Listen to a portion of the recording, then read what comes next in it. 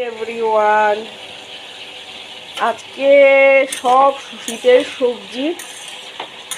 সবজি দিয়ে কাঁচা টমেটো দিয়ে একটা শুক্তো বা নিরামিষ টাইপের করব ভাবছি। দেখি কি হয়, তোমাদেরকে অবশ্যই জানাবো আমি। আর সাথে এখানে দেখো চা হচ্ছে ছেলের জন্য। আর এখানে একটু কই মাছ আছে, কই মাছ দিয়ে এই যে ফুলকপি দিয়ে করব। সব কিছুই তোমাদের সাথে শেয়ার করব। এইটা কি করলাম, প্রথমে তো সবজিটাকে একটু ভালো করে ভেজে নিচ্ছি, কারণ নইলে অনেক সময় গন্ধ করে বা ওই সব করে, তার জন্যে।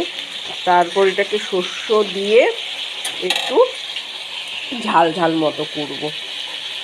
তাহলে তোমরা দেখতে থাকো। আর দুপুরবেলা অবশ্যই তোমাদের সাথে শেয়ার করব সব শেষে আমি কি রান্না করলাম। Thank you.